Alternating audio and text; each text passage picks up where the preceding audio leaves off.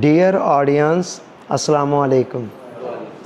آج کے اس life changing session کے اندر آپ کو خوش آمدید کہتا ہوں۔ آج کا ہمارا ٹاپک ہے خود شناسی، سیلف اویئرنیس۔ انتہائی برننگ ٹاپکس میں سے ایک ہے اور دنیا کے ہر زمانے کے دانشور، فلاسفر اور علماء، صلحاء اور اعلیٰ درجے کے لوگ اس ٹاپک پر بہت زور دیتے آئے ہیں کہ انسان ساری دنیا کے علوم و فنون اگر جان لے، وہ اپنے آپ کو نہ جان سکا تو کچھ بھی نہ جان سکا۔ اس لیے ہر دور کے دانشوروں کا یہ کہنا رہا ہے اور اس پر ان کا فوکس رہا ہے کہ انسان کے لیے بہت ضروری ہے کہ وہ اپنے آپ کو جانے کہ میں کیا ہوں۔ اب اپنے آپ کو اگر جان لیا جائے تو بہت ساری زندگی کی گتھیاں سلجھ سکتی ہیں، بہت سارے انسان جو مسائل ہیں ان سے نجات پا جاتا ہے فقط اپنے آپ کو جان لینے سے، اور زندگی کی بہت ساری گمراہیاں جو ہیں وہ ٹھیک ہو سکتی ہیں۔ اب سوال یہ ہے کہ اپنے آپ کو جاننے سے مراد کیا ہے؟ کیا اپنے نام کو جاننا، اپنی شکل و صورت کو جاننا، اپنے حلیے کو جاننا ہے، یا اس سے علاوہ کچھ اور ہے؟ یہ چیزیں تو ہر کوئی جانتا ہے، ہر کسی کو پتہ ہے کہ یہ میں ہوں۔ ہر کوئی اپنا نام بھی جانتا ہے، اپنا خاندان جانتا ہے، اپنی فیملی جانتا ہے، اپنے قبیلے کو جانتا ہے، اپنے گھر بار کو جانتا ہے، اپنے رنگ روپ کو جانتا ہے، وغیرہ وغیرہ۔ اپنے آپ کو جاننے سے مراد محض اپنے ظاہر کو جاننا نہیں ہے۔ اپنے آپ کو جاننے سے مراد یہ جاننا ہے کہ میری اصل حقیقت کیا ہے، اس کائنات کے اندر میرا مقام اور مرتبہ کیا ہے، میں کون ہوں، کہاں سے آیا ہوں، میری زندگی کا پرپز کیا ہے، مقصد کیا ہے، مجھے کس نے ڈیزائن کیا ہے، کس مقصد کے لیے ڈیزائن کیا ہے، الا ھذا القیاس۔ یہ ساری چیزیں، کیا میں یہ محض جو دکھائی دے رہا ہے میرے وجود کا حصہ، گوشت پوست کا بنا ہوا انسان ہوں، یا اس سے ہٹ کر بھی میری کوئی اصل حقیقت ہے؟ علامہ اقبال نے کہا کہ اپنے من میں ڈوب کر پا جا سراغِ زندگی۔ تو زندگی کے سراغ کو جس نے بھی پایا ہے نا، اپنے من کے اندر ڈوب کر ہی پایا ہے۔ اور اس سے آگے بڑھ کر میں یہ بھی کہوں گا کہ زندگی کے خالق اور مالک کو بھی جس نے پایا ہے نا، اس نے بھی اپنے آپ میں ڈوب کر ہی پایا ہے۔ علامہ کا ہی ایک شعر ہے کہ جنہیں میں ڈھونڈتا تھا آسمانوں میں، زمینوں میں، وہ نکلے میرے ظلمت خانہ دل کے مکینوں میں۔ تو جس نے کسی نے بھی اللہ کو پایا، اس نے بھی اپنے اندر ہی پایا، اور جس نے زندگی کے سراغ کو پایا اس نے بھی اپنے اندر پایا۔ تو لہٰذا خود شناسی یعنی اپنے آپ کو جاننا دو اینگلوں سے بہت ضروری ہے۔ نمبر ایک تو یہ کہ یہ جو خود شناسی ہے یہ خدا شناسی کا مقدمہ ہے۔ من عرف نفسہ فقد عرف ربہ۔ جس نے اپنے آپ کو جان لیا اس نے اپنے خدا کو بھی پہچان لیا۔ اپنے اندر غوطہ زن ہونا، اپنے من کے اندر ڈوب کر زندگی کے سراغ کو پانا ایک تو اس اینگل سے ضروری ہے کہ اگر آپ نے خدا کو پانا ہے، خدا کو پہچاننا ہے، تو اس کے لیے بھی بہت ضروری ہے آپ اپنے آپ کو پہچانیں۔ خود شناسی کا سفر انسان کو خدا شناسی تک لے جاتا ہے۔ اور دوسرا یہ ہے کہ زندگی کے بازار کے اندر اگر زندگی کی قدر و قیمت کو پورے طریقے سے وصول کرنا ہے اور دنیا کی اسٹیج پر اپنے اس کردار کو بھرپور طریقے سے ادا کرنا ہے جو آپ کے خالق اور مالک نے آپ کے لیے رکھا ہوا ہے، تو پھر اس کے لیے ضروری ہے، اس کے لیے بھی ضروری ہے کہ آپ اپنے آپ کو جان چکے ہوں، اپنے آپ کو پہچان چکے ہوں۔ اللہ رب العزت نے اس کائنات کے ذرے ذرے کے اندر اپنی قدرت کی نشانیاں رکھ دی ہیں۔ آپ یہ دیکھیں کہ وہ خود سامنے نہیں آتا ہے، لیکن اس کی نشانیاں پوری کائنات کے اندر عیاں ہیں، آشکار ہیں۔ قرآن کہتا ہے کہ سنریہم آیاتنا فی الآفاق وفی انفسہم حتی یتبین لہم انہ الحق۔ ہم عن قریب ان کو اپنی نشانیاں دکھائیں گے۔ کہاں کہاں دکھائیں گے؟ فرمایا باہر کی کائنات کے اندر بھی اور ان کے اندر کی کائنات کے اندر بھی اپنی نشانیاں دکھائیں گے۔ حتی یتبین لہم انہ الحق، یہاں تک کہ ان پر یہ بات آشکار ہو جائے گی کہ حق وہی ہے اس کائنات کے اندر۔ تو گویا اللہ رب العزت بتا رہے ہیں کہ نشانیوں کو دکھانے کا مقصد کیا ہے کہ نشانیوں کے ذریعے سے آپ نشانیوں کے خالق تک پہنچ جائیں۔ خالق تک پہنچنے کا اس دنیا کے اندر رہتے ہوئے یہی ذریعہ ہے کہ اس کی نشانیوں کے ذریعے سے آپ اس تک پہنچ جائیں۔ اگر آپ کہیں کہ وہ اس دنیا کے اندر رہتے ہوئے آپ کوئی کھلی آنکھوں کے سامنے آئے تو یہ کام نہ اس نے کبھی کیا ہے نہ اس نے کرنا ہے۔ تو نشانیاں اس نے بکھیری ہوئی ہیں، کہتا کائنات کے ذرے ذرے کے اندر بھی ہے، وفی انفسہم، اور لوگوں کی اپنی جانوں کے اندر بھی میری نشانیاں ہیں۔ اور ایک اور جگہ پر فرمایا وفی انفسکم افلا تبصرون، کہ تمہارے اندر میری قدرت کی بے شمار نشانیاں ہیں، تم کہاں پٹکتے پھر رہے ہو، تمہیں نظر کیوں نہیں آتا ہے، تمہیں دکھائی کیوں نہیں دیتا ہے۔ تو جتنے صوفیاء ہیں، اولیاء ہیں، عرفاء ہیں، وہ اپنے من کے اندر ڈوبتے ہیں اور اپنے من کے اندر ڈوب کر زندگی کے سارے سراغوں کو پا جاتے ہیں، زندگی کے سرچشموں تک پہنچ جاتے ہیں اور زندگی کے خالق اور مالک تک بھی پہنچ جاتے ہیں۔ سو خود شناسی کے حوالے سے آج تک بے شمار علماء اور دانشور، قطع نظر اس کے کہ وہ ویسٹ کے ہیں یا ایسٹ کے ہیں، ہر دور کے دانشور، ویسٹ والوں نے بھی بڑا زور دیا ہے اپنے آپ کو جاننے پر، پہچاننے پر۔ مسلمانوں کو یہ ذرا ایڈوانٹیج ہے کہ ہمارے پاس ایک قرآن و حدیث کی صورت کے اندر ایک ایسا سورس آف نالج بھی ہے کہ جو ہمیں بہت زیادہ اس حوالے سے مدد دیتا ہے اور آسانی پیدا کر دیتا ہے خود شناسی کی سفر کے اندر، اپنے من کے اندر جھانک کر دیکھنے کے حوالے سے۔ اب خود شناسی ایک سمندر ہے، ملٹی ڈائمینشنل ہے۔ ادھر آ جائیں، ذرا ٹیک لگا لیں، یہ ذرا ہٹا دیں۔ خود شناسی ایک سمندر ہے جس کی بے شمار ڈائمینشنز ہیں، بہت ساری اس کی جہتیں ہیں، تو لہٰذا ہم صرف 3 ڈائمینشنز پر فوکس کر رہے ہیں۔ اگر ان 3 ڈائمینشن سے انسان اپنے آپ کو جان لے تو زندگی کے بہت سارے معاملات اس کے لیے آسان ہو سکتے ہیں، اور پھر دنیا کی ٹھیکریوں کے پیچھے، فریبوں اور سرابوں کے پیچھے وہ بندہ نہیں بھاگے گا جو ان 3 جہتوں سے اپنے آپ کو جان لے گا۔ وہ 3 ڈائمینشنز کون سی ہیں؟ نمبر 1، خدا اور انسان کا باہمی تعلق کیا ہے، رشتہ کیا ہے۔ نمبر 2، جس کائنات کے اندر انسان رہ رہا ہے، اس کائنات کے ساتھ انسان کا رشتہ اور تعلق کیا ہے۔ اور نمبر 3، زندگی کے سفر کے اندر انسان کی حیثیت کیا ہے۔ بس یہ 3 ڈائمینشن سے بھی جو اپنے آپ کو جان لے گا نا، وہ بہت کچھ جان لے گا اور زندگی کی بہت ساری گتھیوں کو سلجھانے کے اندر کامیاب ہو جائے گا۔ آئیے ہم ذرا 1 بائی 1 کر کے دیکھتے ہیں۔ سب سے پہلی ڈائمینشن میں نے یہ کہی ہے کہ انسان اور انسان کے کریٹر خالق کائنات کا آپس میں رشتہ کیا ہے، تعلق کیا ہے۔ اللہ رب العزت نے اس کائنات کے اندر بے شمار مخلوقات پیدا کی ہیں، جن میں جاندار بھی ہیں اور بے جان بھی ہیں۔ ستارے ہیں، سیارے ہیں، زمین ہیں، آسمان ہیں، نباتات، جمادات، حیوانات، الا حاصل کیا بے شمار ذی روح اور غیر ذی روح مخلوقات پیدا کی ہیں۔ مگر تمام مخلوقات میں سے جو اہمیت اس نے انسان کو دی ہے نا، وہ اہمیت انسان کے علاوہ پوری کائنات کے اندر اور کسی کی بھی نہیں ہے۔ آپ یہ دیکھیں کہ قرآن مجید کے اندر اللہ تعالیٰ نے 4 قسمیں کھا کر فرمایا لقد خلقنا الانسان فی احسن تقویم۔ 4 قسمیں، والتین والزیتون وطور سینین وہذا البلد الامین، اور یہ 4 قسمیں کھا کر آگے بات کیا کی کہ لقد خلقنا الانسان فی احسن تقویم، ہم نے انسان کو بہترین خلقت میں پیدا کیا، بہترین ساخت میں، بہترین سانچے میں پیدا کیا۔ تو یہ بات بتائی، اور اس سے آگے انسان کے ساتھ اپنے ظاہری اور باطنی رشتوں کو بیان کیا۔ فرمایا وَنَفَخْتُ فِيهِ مِن رُوحِي، اس انسان کے اندر ہم نے اپنے نور کا چراغ جلایا ہے۔ یعنی انسان کے علاوہ مرغی میں، مچھر میں، مکھی کے اندر بھی ایک روح ہے، وہ روح ہی ہے نا جو انہیں اڑائے پھر رہی ہے، مگر اس روح کے متعلق یہ نہیں فرمایا کہ وَنَفَخْتُ فِيهِ مِن رُوحِي، اس کے اندر میں نے اپنی روح پھونکی ہے، اپنے نور کا چراغ جلایا، بلکہ وہ روح عام ہے، اور جو روح انسان کے اندر پھینکی گئی ہے نا، پھونکی گئی ہے، اس کا خالق کائنات کے ساتھ کوئی خاص رشتہ اور تعلق ہے۔ اسی لیے تو وہ کہہ رہا ہے کہ میں نے اپنی روح پھونکی ہے۔ اور ایک مقام پر فرمایا کہ خلقتہ بیدیہ، میں نے انسان کو اپنی قدرت کے ہاتھوں سے تخلیق کیا۔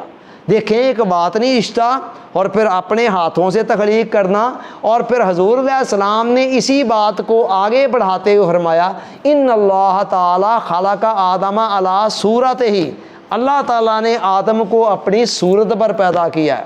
اب یہ وہ راز ہے کہ جس سے ہم کما حقہ آگاہ نہیں ہو سکتے، مگر جب حضور علیہ السلام نے یہ فرما دیا کہ آدم علیہ السلام کو اللہ تعالیٰ نے اپنی صورت پر پیدا کیا، تو اس کا مطلب یہ ہے کہ کوئی نہ کوئی ظاہری بھی اللہ تعالیٰ کے ساتھ ہماری ریزیمبلنس، کوئی نہ کوئی رشتہ تعلق ایک ظاہری بھی ہے، باطنی تو ہے ہی کہ ہمارے اندر اس کے نور کا چراغ جلا ہوا ہے۔ ہمارے پنجابی کے ایک صوفی شاعر ہیں، وہ اسی کی طرف اشارہ کرتے ہوئے کہتے ہیں کہ یہ یاد نہیں اپنا آپ تینوں حسن ازل دی آپ تفسیر ہے تو، چمنی لیمپ وجود دے وچ روشن موجاں مار دی نور تنویر ہے تو، خاکی نازک وجود دے وچ شیشے صورت گردی آپ تصویر ہے تو، شیشے یار دے وچ دی ویکھ اصغر آپے رانجھا تے آپے ہیر ہے تو۔ وہ کہتے ہیں کہ تو اپنے آپ کو پہچان، غور کر تیرے اندر کون ہے، تو خالق کائنات نے۔ اچھا اتنے سارے رشتوں کے علاوہ ایک اور بات کیا فرمایا، انسان کے سر کے اوپر اپنی خلافت کا اور نیابت کا تاج رکھ دیا۔ وَإِذْ قَالَ رَبُّكَ لِلْمَلَائِكَةِ إِنِّي جَاعِلٌ فِي الْأَرْضِ خلیفہ، کہ فرشتوں سے کہا کہ میں زمین کے اندر ایک خلیفہ بنانے والا ہوں، ایک نائب جانشین۔ اب ایکٹنگ پریزیڈنٹ نہیں، ہمارے ہاں پریزیڈنٹ باہر جاتا ہے تو کوئی ایکٹنگ پریزیڈنٹ ہوتا ہے، اور جو ایکٹنگ پریزیڈنٹ ہوتا ہے پریزیڈنٹ کی غیر موجودگی میں اس کے پاس اس کے اختیارات ہوتے ہیں، جس جگہ پر اس نے دستخط کرنے تھے وہاں یہ کر سکتا ہے، الا ھذا القیاس۔ تو اب اللہ کہہ رہا ہے کہ میں نے انسان کو خلیفہ بنایا ہے، اس کے سر پر اپنی خلافت کا نیابت کا تاج رکھا ہے، اس کو اپنا جانشین بنایا ہے۔ تو اس کا مطلب یہ ہے کہ انسان کے اندر اس کے اختیارات اور اس کی قدرتوں کی کچھ نہ کچھ جھلک نظر آنی چاہیے۔ علامہ اقبال نے اسی کی طرف اشارہ کرتے ہوئے فرمایا کہ خدائے لم یزل کا دستے قدرت تو زباں تو ہے، یقین پیدا کر اے غافل کہ مغلوب گماں تو ہے۔ خدائے لم یزل، وہ خدا جس کو زوال ہی نہیں ہے، دستے قدرت تو زباں تو ہے، اس کی قدرت کا تو ہاتھ ہے، اس کی قدرت کی تو زباں ہے، یقین پیدا کر اے غافل کہ مغلوب گماں تو ہے، تو اپنے گمان کے ہاتھوں مغلوب ہوا ہے کہ مجھ سے تو یہ نہیں ہو سکے گا، میں تو یہ نہیں، خیال ہی ہے نا ایک نیگیٹو آتا ہے، نہیں میں ایسے نہیں کر سکتا، بس اس خیال کے ہاتھوں ہی انسان مغلوب ہو جاتا ہے۔ تو اسی طرح ایک اور جگہ پر علامہ فرماتے ہیں ہفت کشور جس سے ہوں تسخیر بے تیگو تفنگ، تو اگر سمجھے تو تیرے پاس وہ سما بھی ہے۔ علامہ نے یقین پر بڑا زور دیا، اتفاق سے آج جمعے پہ بھی میرا ٹاپک یہی یقین تھا کہ یہ ہماری زندگی کے اندر عمل کی جتنی کمزوریاں پیدا ہو رہی ہیں ساری کی ساری یقین کی کمزوری سے جنم لے رہی ہیں۔ اگر ہم اپنی پریکٹیکل گمراہیوں کا علاج کرنا چاہتے ہیں نا، تو اس کا سادہ سا آسان طریقہ یہ ہے کہ ہمارے اندر یقین کی طاقت اور قوت پیدا ہو جائے۔ یقین انسان سے بڑے بڑے ایسے کام کرا لیتا ہے کہ جو عام انسان عام حالات میں کرنے کا سوچ بھی نہیں سکتا۔ تاریخ ایسی مثالوں سے بھری ہوئی ہے۔ تو علامہ نے کہا کہ تو اس رب کا دستے قدرت ہے، اس کی تو زبان ہے، تیرے اندر سے وہ بول رہا ہے کہ جس کو کوئی زوال نہیں ہے۔ تو اے غافل انسان، اپنے مقام اور مرتبے سے غافل ہونے والے انسان، تو نے اپنے آپ کو نا اپنے گمان کے ہاتھوں مغلوب کر رکھا ہے کہ بس ایک نیگیٹو تھنکنگ تیرے ذہن میں آ گئی، کوئی نیگیٹو خیال آ گیا کہ میں تو یہ نہیں کر سکتا، میں تو وہ نہیں کر سکتا، مجھ سے تو یہ نہیں ہو سکے گا، اور اسی سے تو مغلوب ہو جاتا ہے۔ تو پہلی ڈائمینشن جو میں کہہ رہا ہوں وہ کیا ہے کہ انسان اس بات کو جانے کہ میرا اور میرے خالق کا تعلق کیا ہے۔ مائنڈ سائنس کے اندر سیلف اسٹیم پر بڑا زور دیا جاتا ہے۔ کہتے ہیں اگر آپ نے اپنی صلاحیتوں کو صحیح طریقے سے یوز کرنا ہے تو آپ کی اپنی نگاہوں میں آپ کی عزت ہونی چاہیے۔ مجھے بتائیے کہ جو اسلام کے ان سبقوں کو سیکھ لے گا اس کے بعد اس کی سیلف اسٹیم کا لیول کیا ہوگا؟ جو بندہ ان چیزوں کو اپنے ذہن میں رکھنے میں کامیاب ہو گیا کہ بھئی میرا مقام اور مرتبہ کیا ہے اس پوری کائنات کے اندر۔ لو جی یہ ہے ہماری پہلی ڈائمینشن خود شناسی کی۔ اس کے بعد دوسری ڈائمینشن میں نے بتایا کہ جس سے انسان کو اپنے لیے جاننا بہت ضروری ہے، وہ ہے کہ انسان اور یہ بقیہ کائنات جس میں انسان رہ رہا ہے ان کا آپس میں رشتہ اور تعلق کیا ہے۔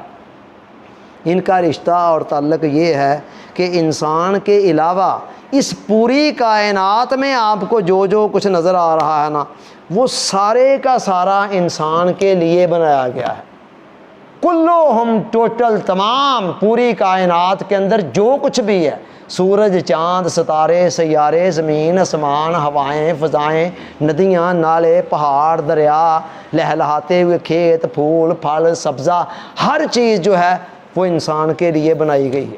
قرآن نے بڑے واضح انداز میں فرمایا والذی خلق لکم ما فی الارض جمیعا، وہی تو ہے کہ انسان جس نے تیرے لیے سارے کا سارا کچھ بنایا ہے، اور خالی فرمایا بنایا نہیں، وَسَخَّرَ لَكُم مَّا فِي السَّمَاوَاتِ وَمَا فِي الْأَرْضِ جَمِيعًا مِّنْهُ، کہ آسمانوں اور زمین کے اندر جو کچھ بھی ہے سب کچھ اے انسان تیرے لیے مسخر کر دیا ہے۔ کائنات کو اگر آپ ایک سٹیج کہہ لیں نا، سٹیج، تو انسان اس سٹیج کا ہیرو ہے، اور باقی پوری کائنات کے اندر جتنی بھی چیزیں ہیں نا وہ اس سٹیج کے مختلف کردار ہیں جو ہیرو کے گرد گھوم رہے ہیں۔ جیسے کسی بھی فلم یا ڈرامے کی پوری کہانی کا مرکزی کردار ہیرو ہوتا ہے، اور ساری فلم یا سارا ڈرامہ اسی ہیرو کے ارد گرد گھوم رہا ہوتا ہے، ٹھیک ہے؟ اور جہاں ہیرو ختم وہاں ساری کہانی فلم بھی ختم۔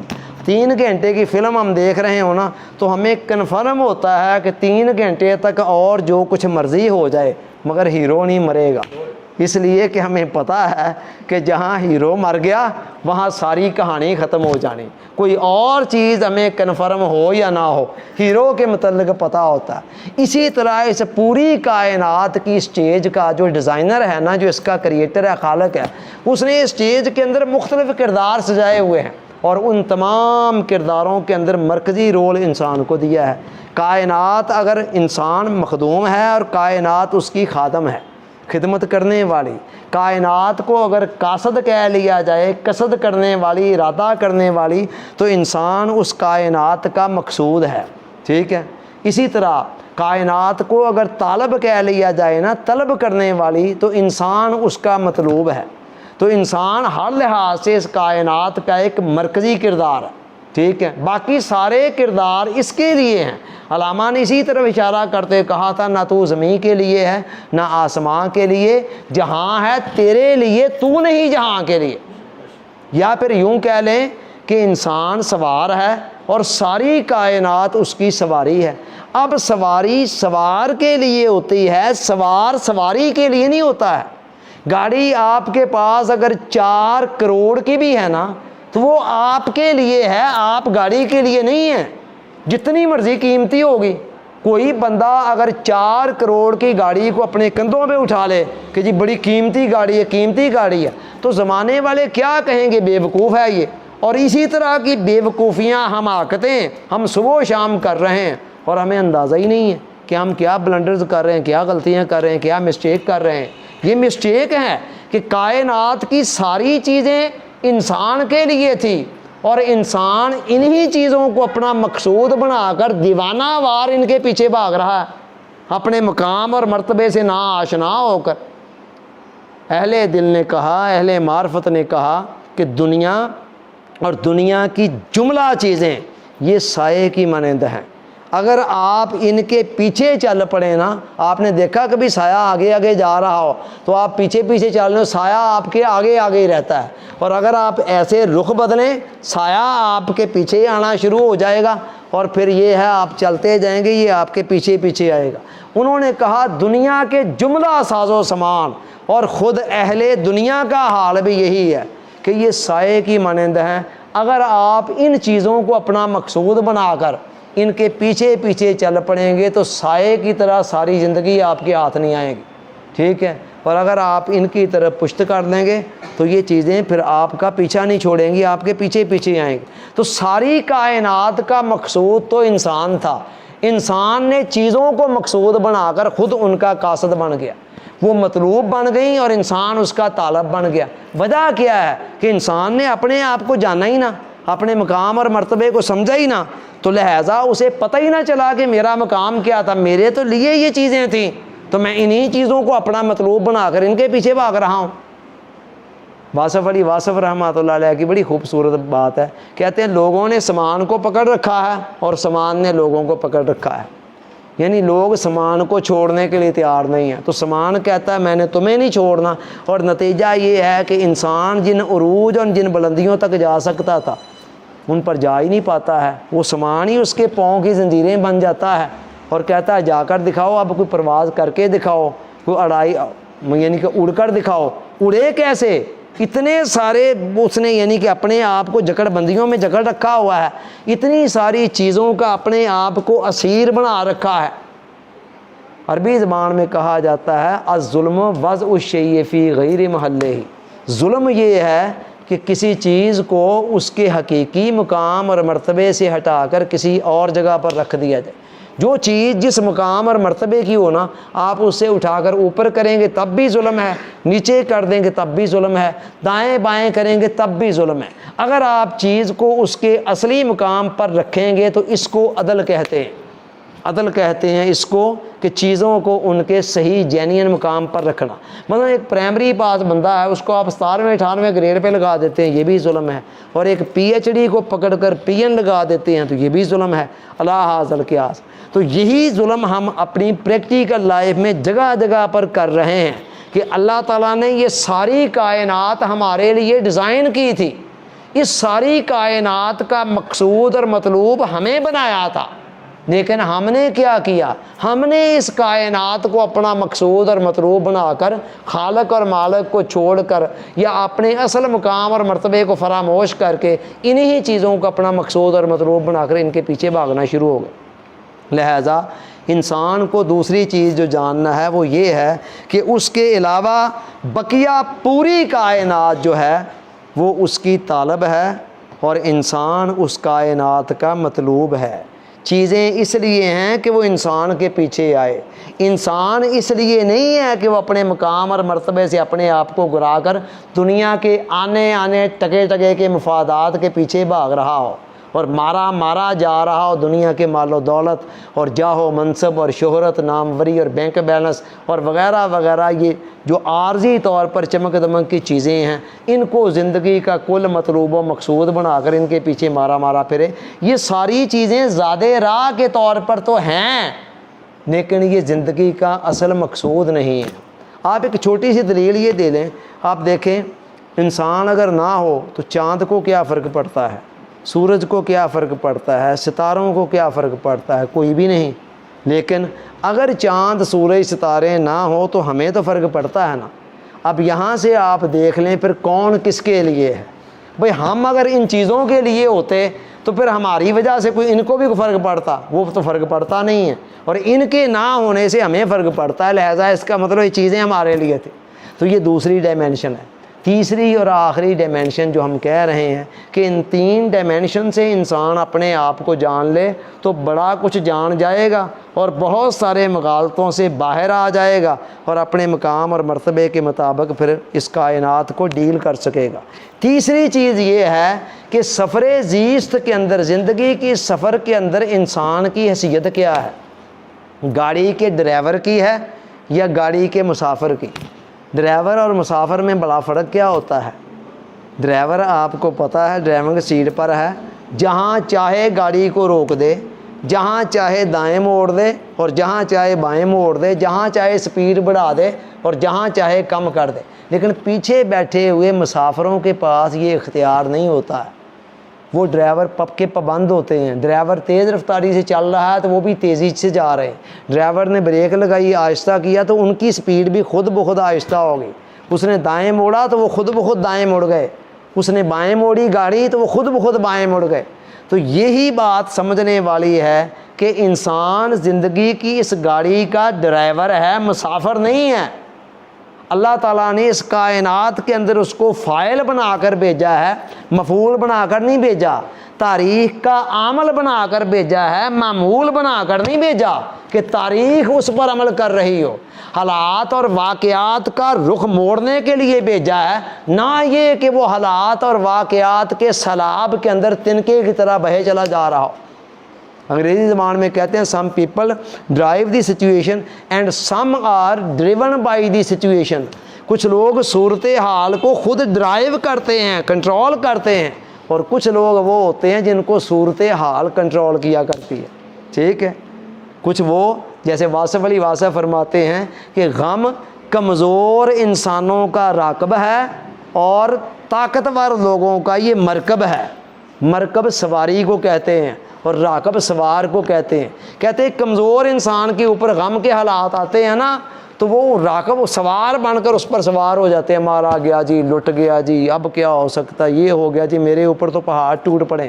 لیکن جو طاقتور لوگ ہوتے ہیں ان کی زندگیوں کے اندر بھی غم آتے ہیں، مگر وہ ان کو توڑتے نہیں ہیں بلکہ وہ ان کا مرکب بن جاتے ہیں، وہ ان غموں سے ہی اپنے لیے راستہ نکال کر آگے بڑھ جاتے ہیں۔ تو لہٰذا اللہ رب العزت نے انسان کو فاعل بنا کر بھیجا، اسے تمام لوازمات دیے، اس کائنات کو ڈرائیو کرنے کے حوالے سے، چلانے کے حوالے سے، حالات کا، واقعات کا رخ موڑنے کے حوالے سے اتنا پوٹینشیل اسے دے کر بھیجا، ایسی طاقتیں اسے دی، ایک خود مختار قسم کا ارادہ دیا جو بڑے بڑے سیلابوں کا رخ موڑ سکتا ہے، بڑے بڑے طوفانوں کے آگے بند باندھ سکتا ہے۔ لیکن انسان کو پتہ ہی کوئی نہیں ہوتا، وہ سمجھتا ہے کہ بس ٹھیک ہے، مجھے حالات کے رحم و کرم پر ہی ہوں میں، شاید کہ حالات ذرا سازگار ہوں گے تو چلنا شروع کر دوں گا، اور حالات ذرا ناسازگار ہوئے تو وہاں جو جی اب کیا کیا جا سکتا ہے، کچھ بھی نہیں کیا جا سکتا۔ بڑا خوبصورت ایک دانش کے اندر گندا ہوا قول ہے کہ کیا کہ عقل مند انسان کی خوش قسمتی یہ ہے کہ وہ کسی خوش قسمتی کا محتاج نہیں ہوتا۔ عقل مند انسان کی خوش قسمتی، اس پر میں نے کسی زمانے میں جامعہ مسجد عثمان کے اندر پورا لیکچر دیا تھا اس ایک جملے پر۔ عقل مند انسان کی خوش قسمتی یہ ہے کہ وہ کسی خوش قسمتی کا محتاج نہیں ہوتا۔ کیا مطلب؟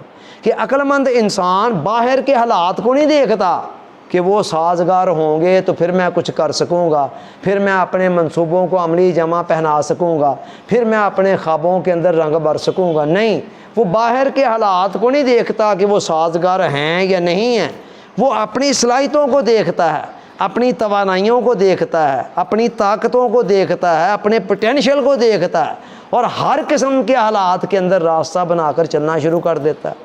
تاریخ کی بڑی بڑی عظیم و شان کتابیں جیل کے اندر لکھی گئی۔ عام بندہ جیل میں جاتا ہے، کہتا ہے جی اب میں کیا کر سکتا ہوں، جی اب یہاں سے جب جان چھوٹے گی تب ہی ہے نا۔ لیکن دنیا کے بڑے ایسے لیڈر ہیں، پیر کرم شاہ صاحب نے اپنی تفسیر ضیاء القرآن کا کافی سارا حصہ جیل میں مکمل کیا۔ آپ ان کی 5ویں جلد دیکھیں تو کئی صورتوں کے اینڈ پر، تشریح کے اینڈ پر لکھا نیو سینٹرل جیل سرگودا 7.5 لکھی ہوئی ہے۔ مولانا مودودی نے اپنی کافی ساری تصنیفات میں سے کافی سارا حصہ جیل کے اندر بیٹھ کر لکھا۔ اللہ حاضل کے آس، اب وہاں پر ایک عام بندہ ہوتا تو اس نے کہنا جی اب میں کیا کر سکتا ہوں، میں جیل میں آ گیا ہوں، جیل سے جب چھوٹ کر باہر جاؤں گا تو پھر کچھ کر سکوں گا۔ لیکن نہیں، جو بڑے لوگ ہیں وہ یہ بات سوچتے ہی نہیں ہیں۔ راستہ صرف اس شخص کے لیے بند ہے جسے راستہ چلنا نہ آتا ہو۔ ہوا کے لطیف جھونکے ہر روز یہ پیغام دے رہے ہیں۔ ہوا کے لطیف جھونکے جب چلتے ہیں، راستے کی کوئی رکاوٹ ان کو روکتی نہیں ہے۔ دیوار آ گئی یا دائیں بائیں کوئی نہ کوئی سوراخ وہ دیکھتے ہیں، کہیں نہ کہیں سے گزر ہی جاتے ہیں، کوئی نہ کوئی کھڑکی روشن دان کھلا مل ہی جاتا ہے ان کو۔ اسی طرح چلنے والے بندوں کے راستے میں جب پہاڑ آتا ہے نا تو وہ یہ نہیں دیکھتے وہ یہ پہاڑ آ گئے اب کیا کیا جا سکتا، وہ پرسکون انداز میں دیکھتے ہیں کہ اگر یہاں پہاڑ ہے نا تو دائیں بائیں آس پاس کہیں نہ کہیں کوئی نہ کوئی درا بھی ہوگا جس میں سے گزر کر جایا جا سکتا، اور وہ درا مل بھی جاتا ہے۔ قدرت کا نظام ہی ایسا ہے کہ یہاں کوئی پہاڑ ایسا نہیں جس کے اندر کوئی نہ کوئی درا نہ ہو، کوئی نہ کوئی راستہ نہ بنا ہوا ہو جس سے گزر کر، کوئی رکاوٹ ایسی نہیں ہے جو آپ کا راستہ مستقل طور پر روک سکے۔ صرف اتنا ہے کہ آپ ہمت کریں، آپ کے اندر ارادہ ہونا چاہیے، عزم ہونی چاہیے، استقامت ہونی چاہیے۔ خدا کہتا ہے ان اللہ لا یغیر ما بقوم حتی یغیروا ما بانفسہم، اللہ تعالیٰ کسی قوم کی حالت اس وقت تک نہیں بدلتا جب تک وہ خود بدلنے کا ارادہ نہ کر لے۔ God helps those who help themselves، اور اسی کو حالی نے کہا تھا کہ خدا نے آج تک اس قوم کی حالت نہیں بدلی کہ نہ ہو جس کو خود خیال اپنی حالت کے بدلنے کا۔